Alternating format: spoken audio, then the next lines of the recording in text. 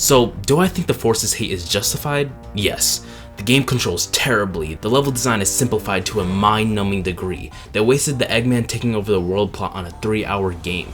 Classic Sonic exists. The whole game just reeks of lost potential. Now, do I think the hate is a tad over exaggerated? Absolutely. There are people who genuinely see this as the worst game in the series. The amount of hype and eventual disappointment from Forces has led to people disregarding a lot of the good in the game just because, well, it's Sonic Forces. This animation is from Forces, so it's bad. This song is from Forces, so it's bad. This model is from Forces, so it's bad. Look, I get it. Sonic Forces burned your crops and killed your family. Trust me, I know. But 5 years later, I think it's time to give it a second chance. I believe if we set aside our bias, there's a lot of good to be found. So, that's exactly what we're gonna do. Join me as I find the good in Sonic Forces 5 years later.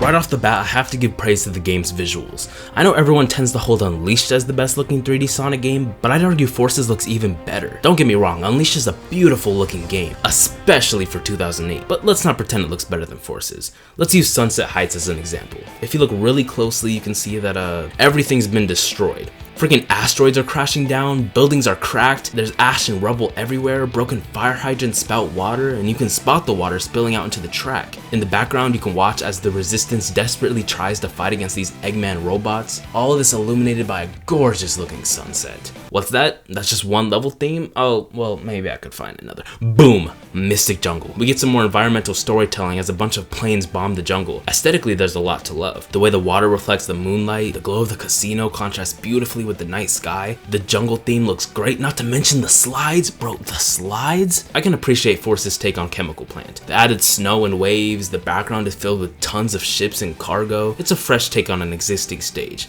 But it does beg the question, where does Eggman get the time, money, and manpower to make and manage all this stuff? Like, look at Eggman's fortress. It looks really cool, but like, how? Anyway, I like how in the background of most of these stages you can spot the ongoing war as you run through the stage. And it's most apparent here. Just look at this. Is this Sonic the Hedgehog or freaking Star Wars? This is the most the game does to sell you on the whole taking back the world theme, which is kind of sad, but it's a great detail either way. The only levels I think fumble a bit are Green Hill and Metropolitan Highway. Green Hill just looks bad, not much else to it. Generations Green Hill outshines this in every single way, and that was released like 6 years prior. Unlike Chemical Plant, it doesn't do anything substantial to differentiate itself from past Green Hills. Metropolitan Highway, on the other hand, actually looks incredible. The problem is it spits in the face of the apocalyptic theme the rest of the game has going. You mean to tell me in this war-struck world, there's just this one perfect city without a single scratch? Eggman just forgot about this one, huh? What's that? What's that? Oh, so this is Eggman City. That makes a lot more sense. If that's the case, why isn't there more Eggman iconography plastered around the stages? Eggman's ego is gigantic. He built a giant Death Star with his face on it twice. You'd think he'd spread more of himself around his empire. Kind of like in, I don't know, Eggman Land. Sonic Team, this was your chance to reuse more assets. Come on guys, what are we doing over here? On that note, I don't really mind reused assets as long as they're altered to fit the theme of the game.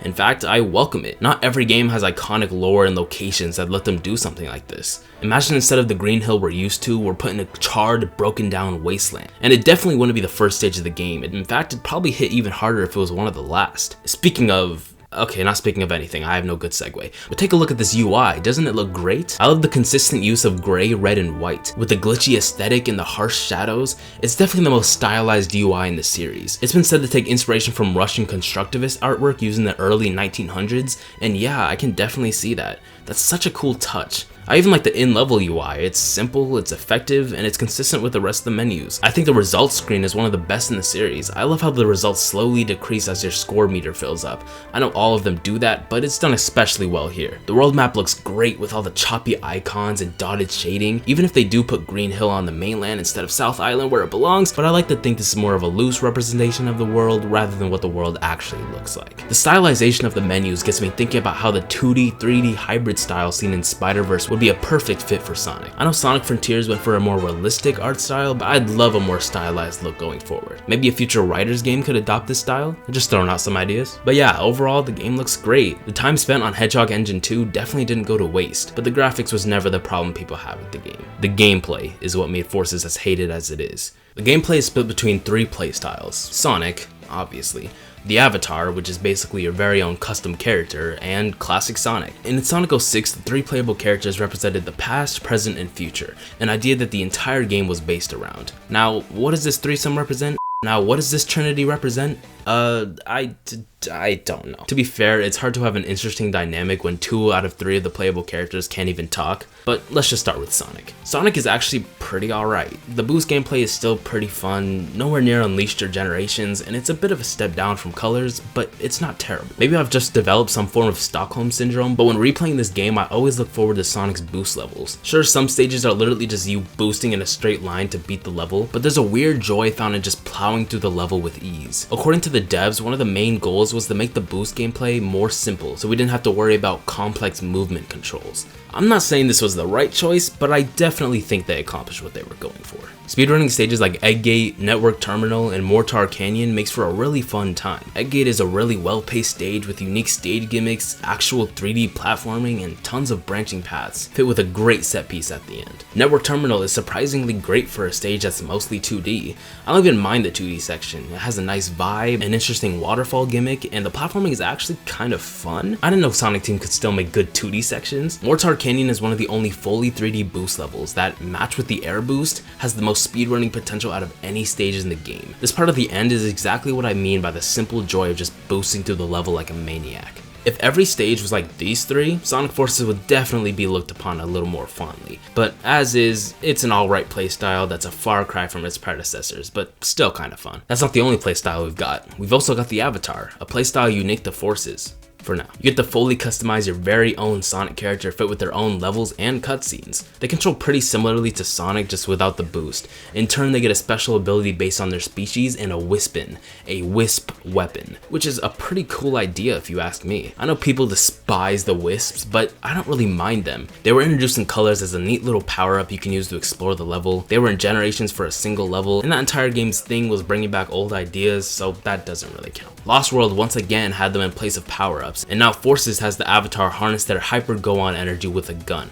Tell me that's not a cool idea. I wish the appearance of the Wisp were explained or even mentioned outside of Colors, but as a gameplay idea, I'm a fan. And to show you just how much I like them, I prepared a Wispin tier list, brought to you by yours truly. The first Wispin you get is Burst. You can use it as a flamethrower and use the burst to fly. I like when the game makes you perfectly time the burst to reach certain areas. It's really satisfying to pull off. This is the easiest weapon to use and it works well. A tier. Next up is Lightning. It gives you a lightning whip that halts all current momentum and sends you forward. It also lets you use the lightspeed dash on rings and enemies. Not bad, not great, B tier. Here's the thing about the Cube Wispin. It's really slow, but man is it fun to use. You attack by spinning and freezing enemies into blocks. Do it again and all of the enemies will be destroyed and you'll get some rings. You can also do damage during the spin, so if you time it right, you can just spin through a bunch of enemies faster than you would have otherwise, which also feels great. But yeah, it may be slow, but it feels good to use, so I'll go ahead and put it in A tier. The Void Wisp just straight up absorbs everything in the stage. If you're ever trying to grind for rings, this is the weapon to go. You can also teleport with it, but the game hardly gives you a chance to do it, so it's not really useful. But yeah, this is great for getting easy rings and easy kills. A tier. Hover is kind of boring. You attack by blowing enemies off the stage and you can hover short distances. Even its design is boring. Don't lie, this isn't a weapon, this is a freaking vacuum cleaner. B tier. Asteroid goes straight to C tier. This has to be the most boring weapon in the game. The attack is just, well, I don't know what it is, but it is boring. The movement lets you hover and makes you invincible, which is pretty useless in a game like this. The best thing about this power-up is how the little block clones mimic the Avatar's idle animations. I was so ready to write a scathing review of the Drill Wisp. This is the most useless thing I've ever seen in my life. It barely has any distance, you can't even hit enemies. Oh my god! So while replaying Forces, I realized that if you spam the attack button or jump while holding the attack button, you'll get a huge boost forward, like a drop dash on steroids. It feels great to pull off and is easily the fastest move in the game. The movement isn't bad either, allowing you to drill up walls to get through the level quicker. Yeah, this is my favorite Wispin by far. S tier. If there's anything about the Wispins I'd change, it's that I wish there was more incentive to switch your weapon. I'm willing to bet the majority of players just stuck with burst and didn't know or care that you can switch weapons. It also would have been cool if they let us create a loadout of 2 Wispins per avatar that could be switched with a button press. That creates so much more gameplay variety and would add even more personalization to the avatar's playstyle. Imagine burst with drill. It'd be an unstoppable combination. We had a taste of what this could be like with the bonus missions where you had to switch between the 2 avatars mid-stage, but those are just extras. I would have loved to see it in the main stages. Overall, I really like the Wispins and think they add a lot of much needed variety to the game. But the main draw of the avatar is obviously the customization, which is easily the best part of the game. I'm dead serious. I find it fun to customize my own Sonic character in tons of cool outfits. This is my avatar. I didn't name him because that'd be weird, but if I were to name him, his name would be Raid the Rabbit or Raid the Rookie to the Resistance. But I didn't because that'd be weird. But seriously, I love this character customization. You have multiple species to choose from. You can fully customize your character's colors, eye shape, voice, clothing. You can even choose their victory pose. Just look at that. Greatest feature of all time. You can rock the Crocs, you can rock the Sonic t-shirt, you can rock the gamer hat, you can make your character look like a homeless dude stoned out of his mind. I love watching other people's avatar bumble around in cutscenes where they couldn't possibly look more out of place. Well, I do have 2 minor complaints. One is that you really should be able to name your avatar. It's an easy way to help with personalization. I don't know why we can't. And 2, I wish character customizations were unlocked via an item shop, where you can purchase different clothing with rings. Forces already has an overabundance of rings that are rendered useless due to the removal of lives. So what better place to spend that extra cash than in a little item shop? And while we're at it, you can let us manually upgrade our Wispin of choice. You can buy different upgrades in the shop that unlock the more you use your weapon. It'd be great. I'm just brainstorming here. I think the current system works fine enough as is. The avatar is the only aspect of Forces that is truly unique. The concept was executed really well and it shines as one of Force's best features. Classic Sonic. Okay, finding the good in Sonic Forces, finding the good in Sonic Forces, finding the good in Sonic Forces. I can't do it. Classic Sonic is the worst part of this game by far. The game would actually be a whole number score better if he just wasn't in the game at all. Where do I even start? Remember Sonic Mania, the game I talked about earlier? Yeah, well that game was really good. It was a direct sequel to Sonic 3 and Knuckles with great gameplay, great music, great everything. So Sonic Team was like, how do we ruin a product we didn't even make? Oh, I know. Let's arbitrarily tie it to Forces so we can have Classic Sonic again. So not only does that completely ruin any novelty Classic Sonic has, it also messes up the entire Sonic timeline. Mania takes place after Sonic 3, right? But if the ending has Classic Sonic go to Forces, does that mean modern Sonic has already experienced Forces? Well, no, because apparently...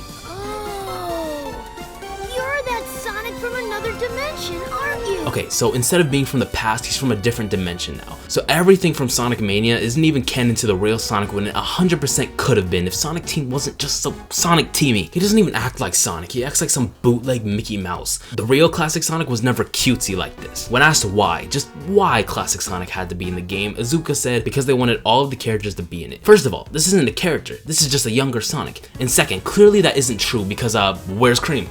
Huh? Where's Big? Where's Blaze? She would have been a big help in taking back the world, don't you think? Not to mention she's like the best character and hasn't been properly used in like a decade. Now I'm forced to make do with this. Are you happy? The main draw of Classic Sonic gameplay is the physics, but Forces has terrible physics, so to fix this, they decided to remove the ability to rev up the spin dash with square, like you could in Generations. I don't know if you noticed, but that isn't a fix. It's yet another severe downgrade. Good job, Sonic Team. But yeah, Classic Sonic barely has any impact on the game as a whole, isn't fun to play as, and actively makes a really great game worse.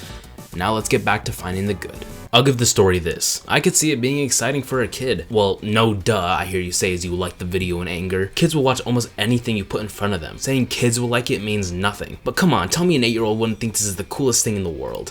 I know I would've. I remember sitting in front of my CRT TV, scrolling through YouTube with my Wii remote looking for any Sonic clip I could find. Watching 10-hour-long game movies, thinking Sonic was far and away the coolest thing ever. For a younger Sonic fan, Forces is probably a dream come true. They get to see all these characters they know and love fighting a war to save the planet, against a villain as edgy and powerful as the custom character they get to make. All in a game they actually have a chance to beat due to its relatively short length and low difficulty. I always think that Forces makes for a good gateway game for younger fans, and especially especially with the movies coming out, we need a game like this. But let's start from the top. The story starts with Sonic getting clapped by Metal, Chaos, Shadow, this guy, and newcomer Infinite. 6 months later, 99% of the world has been taken over by Eggman, and our cast forms a ragtag team of 7 people to take it back. They recruit a survivor from the city to help them fight, which is the one and only Raid the Rabbit. Shortly after, they find out Sonic's alive and just as quickly rescue him. Now, it's time to save the world. During each stage, the resistance will speak to the player. Most of it is just flavored text, but a lot of it actually helps to sell the fact that the world is ending. I specifically like this section from Mortar Canyon. It really makes you feel like you're running out of time. The resistance is doing all they can to make sure you make it to Infinite. Took a direct hit to the bridge.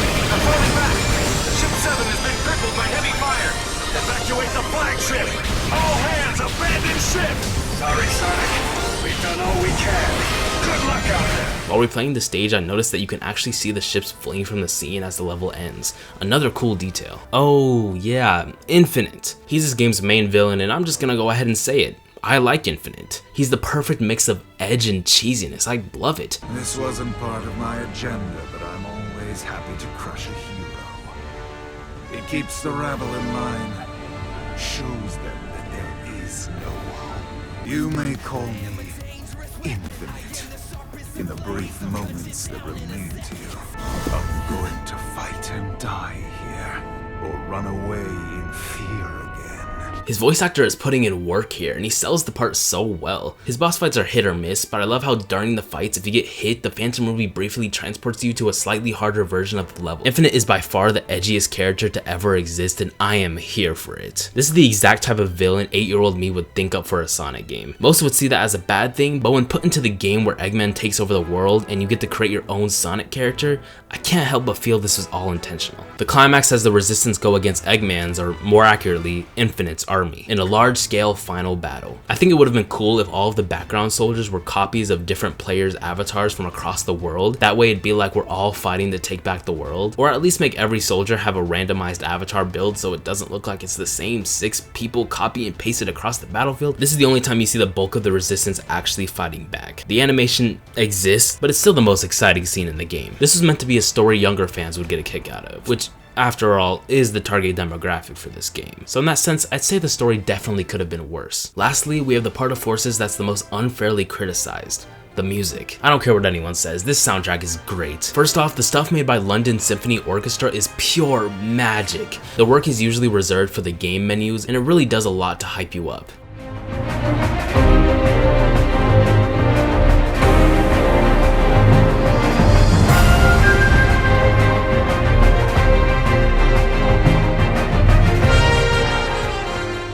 It's all beautifully composed and makes for some of the most memorable music in the game. Well, aside from the main theme, of course, which is also pretty good. The cheesiness of the lyrics took a bit of getting used to, but once I did, I was hooked.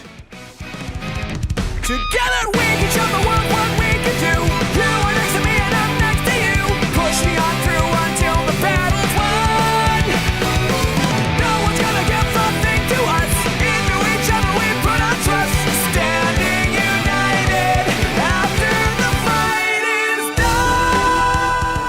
Sonic stages are filled with the rock we all know and love, with just a dash of synth. It sounds pretty good. I think the synth serves to give this game's soundtrack a really unique identity. Play one of these songs and you'll instantly know it's from Forces.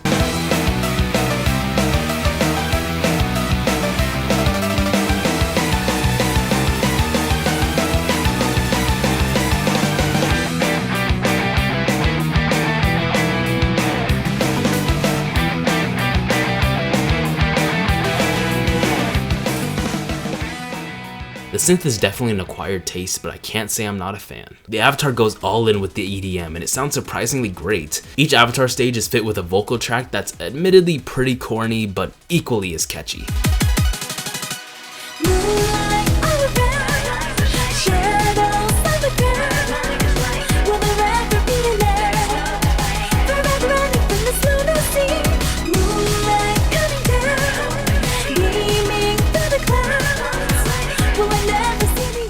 I can't say I'm a fan of classic Sonic's music. A lot of people like to cherry pick this song from Faded Hills.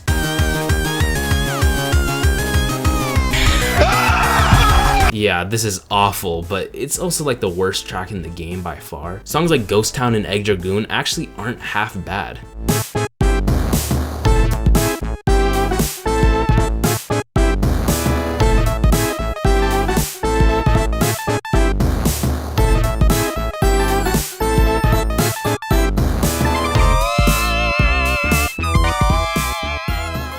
gives Sonic 4 vibes in that it tries so hard to emulate the sound of the Genesis that they sound more like Genesis music than the actual Sega Genesis music. Sonic Mania opted for a soundtrack that could just as easily fit in a 3D game, and it sounds incredible. Maybe T. Lopes should have done the classic stuff. I'd pay good money to hear that. The final boss theme blends all three of the playable character styles together to create an amazing final boss theme. It starts off with classic Sonic and what can only be described as a chiptune melody.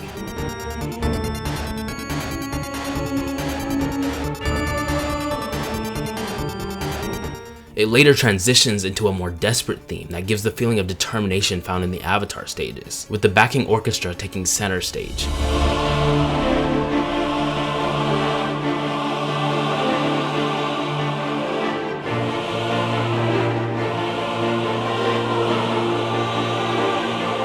Before finishing off with Sonic's signature rock for the third and final phase of the game.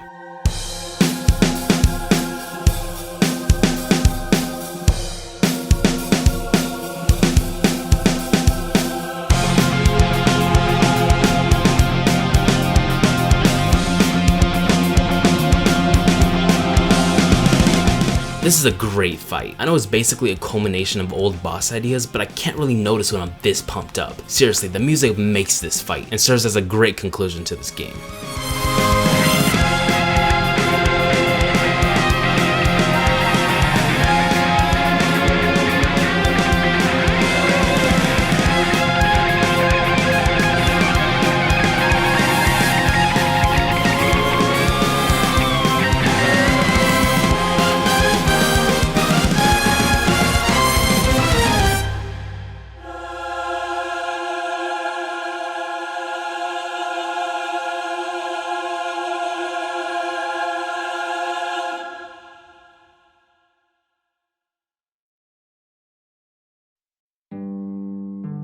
That marks the end of Sonic Forces and the conclusion of this video. Sonic Forces is the definition of a mixed bag, but I hope this video showed you that maybe it isn't as bad as people say, or at least has a little more to offer than you initially thought. Either way, I hope you enjoyed. Feel free to leave a comment explaining where you stand on Sonic Forces and why. And please don't tell me I'm not supposed to stand on it. Come on, don't do me like that. I'd like to take a second and thank everyone for the continued support. It really means the world to me. Seriously, you guys are awesome. Thank you. Anyways, thanks for watching. See you later.